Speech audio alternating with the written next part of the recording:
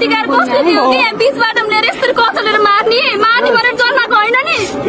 त्यसलाई पालम न ठुलो बनाउन त्यत्रो 10 महिनासम्म कोखमा राखेर त्यो मार्ने भनेर बनाएको गरी कचलेर मारेर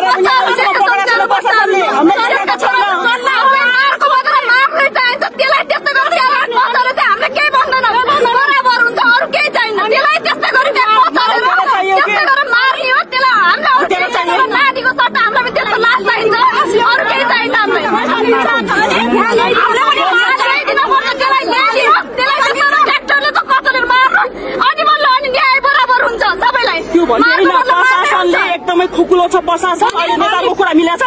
त्यो ड्राइभर चाहियो, त्यसमा हामी स्वार्न मिल्दैन, हामीले मान्दैन, हामीलाई न्याय चाहियो, सबैलाई न्याय चाहियो।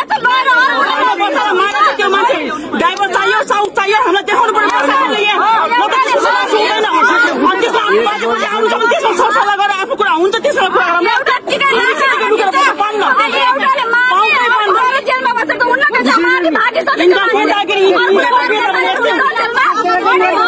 देशको लागि कोही पनि छैन, देश भन्छ नि जनताको लागि, यो बगरमा बसेको जनताको लागि कोही छैन। आज मारे बोल्दैन, हामीलाई त्यही हो।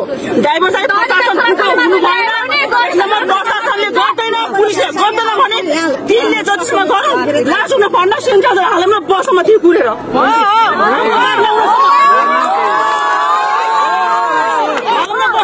बसे पनि छु बस्छु पनि जस्तो दोकानमा किन्न गएको थियो त्यस्तै फर्काइदिएर ल्याइदिनु पर्यो। होइन भने त्यो ड्राइभरलाई पनि यहीँ तुरुन्तै ल्याउनु पर्यो। अनि थाहा हुन्छ त्यो त्यस्तै मार्ने